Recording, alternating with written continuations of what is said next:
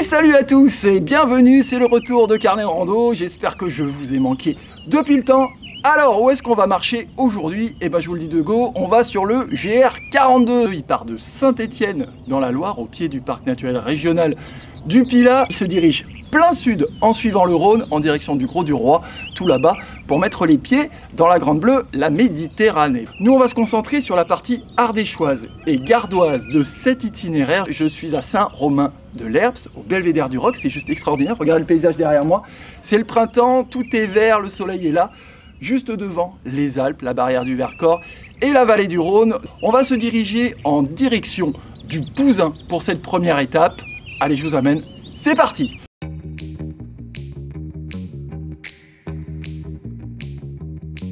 Allez hop, zou, on dégringole. Direction, regardez, là-bas, les ruines du château de Crussol. C'est notre objectif, je vais vous faire découvrir. Là, on devrait bien se régaler.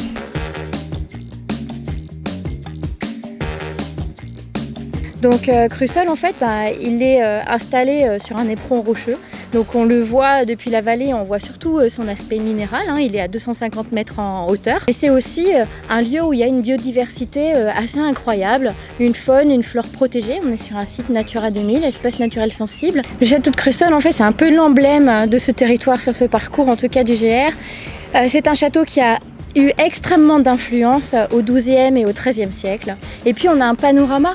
Voilà, on a un panorama dans lequel on peut plonger, on peut respirer, on a la vue sur les vignobles, on a la vue sur le Vercors, on a la vue sur la vallée du Rhône. On est au cœur d'un espace de liberté.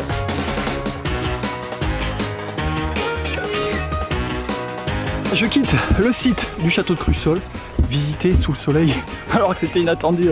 Alors là, c'était cadeau. C'est moi qui vous le dis, moi qui kiffe les châteaux forts. D'ailleurs, j'aimerais vous amener un de ces jours sur les châteaux cathares, mais je m'éloigne du sujet. Nous sommes toujours ici en Ardèche.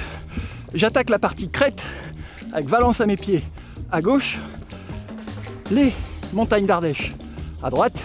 J'ai trop hâte de parcourir cette partie. Sur la carte, ça avait l'air trop top.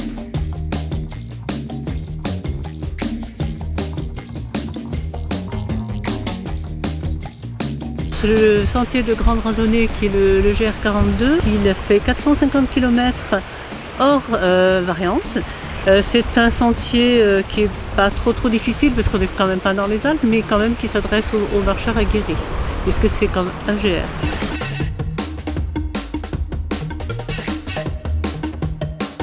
Bon là voilà les petits amis, on arrive de loin, on est déjà à Toulot.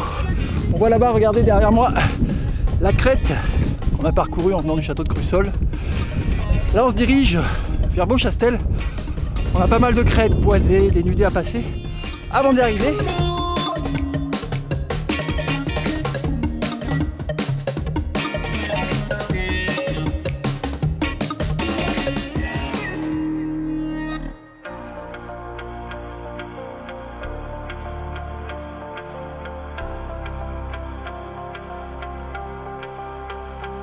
Ah, ça fait du bien de retrouver l'air de l'Ardèche, les hauteurs de l'Ardèche.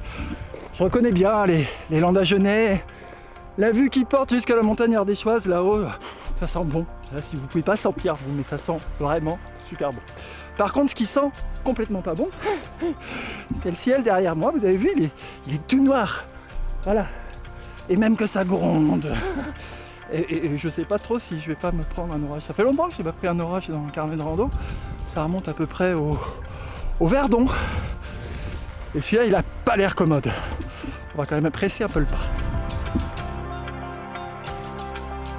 Ce GR peut être implanté toute l'année parce qu'il n'y a pas beaucoup de difficultés liées au climat. Un petit peu peut-être sur la partie nord, mais bon, c'est faisable toute l'année, il suffit de calculer un peu. Pour ce qui me concerne, j'en ai fait un morceau dans la neige, c'est pas mal aussi là-haut dans la Loire avec nos amis. Donc oui, ça peut se faire toute l'année, bien sûr.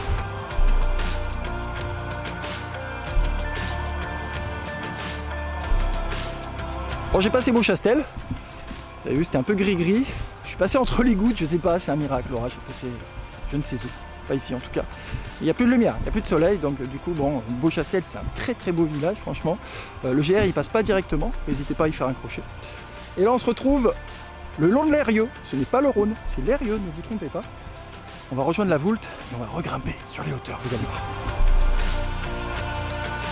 Alors ce travail de requalification du GR42 a duré 4 ans. Donc il a été entrepris par les bénévoles des comités de la Loire, de l'Ardèche, du Gard et des Bouches-du-Rhône. L'Ardèche était pilote, non parce que nous sommes les meilleurs, mais parce que nous avons le plus grand nombre de kilomètres. Et ça a été vraiment quelque chose d'extraordinaire et ça nous a permis d'éditer le topo guide que vous connaissez.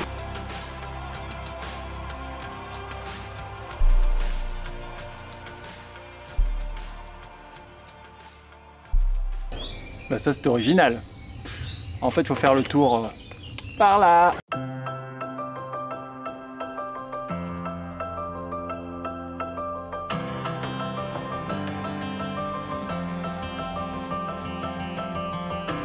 Voilà, c'est ici, au couvent des Chèvres, situé à seulement quelques mètres du tracé du GR42, que se termine ce premier épisode de Carnet de Rando consacré à ce sentier de grande randonnée. Vous avez vu derrière moi le Rhône plein cadre et l'orage pas mal aussi, l'orage qu'on a bien évité. Et devant moi, c'est la suite forcément de l'itinéraire, une suite qu'on retrouvera dans les 2 prochains épisodes. Et oui, mesdames et messieurs, j'ai bien dit 2 épisodes. Donc nous serons dans le prochain au départ de Viviers, c'est en Ardèche méridionale. L'Ardèche méridionale, autant vous dire, mon fief. Rappelez-vous le nombre d'épisodes de Carnet de Rando que j'ai déjà tourné là-bas. Donc Viviers, puis Saint-Montan, puis Bourg-Saint-Andéol et enfin Saint-Martin d'Ardèche, au-delà duquel nous ferons notre entrée dans le Gard. Tout ça, donc, c'est dans le prochain épisode.